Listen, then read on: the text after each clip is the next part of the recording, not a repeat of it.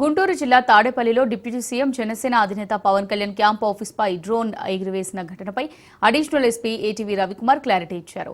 Drone AP fibre కు చెందినగా తేల్చి చెప్పారు. మంగళగిరి ప్రాంతాల్లో ట్రాఫిక్, శానిటేషన్, రోడ్డు తదితర అంశాలపై చేస్తున్న పైలట్ ప్రాజెక్టులో భాగంగా ఫైబర్ నెట్ అధికారులు డ్రోన్ ఎగిరేశారని చెప్పారు. గత 3 రోజులుగా డ్రోన్ ఎగిరేసినట్టు చెప్పారు. ఈ మేరకు ఫైబర్ నెట్ అధికారులతో చర్చించి నిర్ధారణకు వచ్చినట్టు తెలిపారు.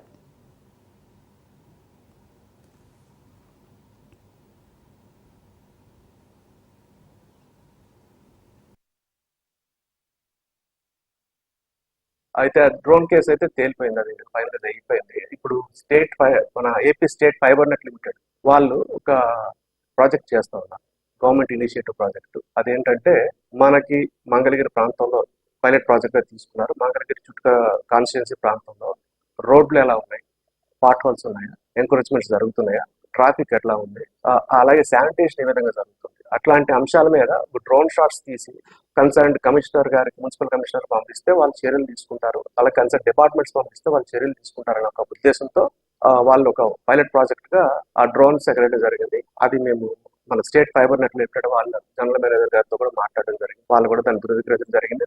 వాళ్ళు ఫ్లై చేసినటువంటి ఏరియా కూడా మనకి క్లియర్ గా వాళ్ళు డిమార్కెట్ చేసి చూపించడం, ఫోటోగ్రఫీ ద్వారా చూపించడం జరిగింది. ఫస్ట్ మీడియా దృష్టికి ఇప్పుడు వస్తానని చెప్తున్నాము, ఎందుకంటే జస్ట్ ఇప్పుడే అది నేను ఫైనలైజ్ చేసుకుని నేను కూడా స్టేట్ ఫైబర్ నెట్ ఆఫీస్కి వెళ్ళి అక్కడ ఆఫీసర్స్ తో ఇంటరాక్ట్ అయ్యి వాళ్ళు చూపించినటువంటి ఏ ప్రదేశంలో డ్రోన్ ఎగరేసారన్నది అసర్టైన్ చేసుకున్న తర్వాత మాత్రమే నేను మీడియాతో మాట్లాడతాను. అదే విషయాన్ని మేము ఆనరబుల్ డిప్యూటీ సీఎం గారి ఆఫీస్ కూడా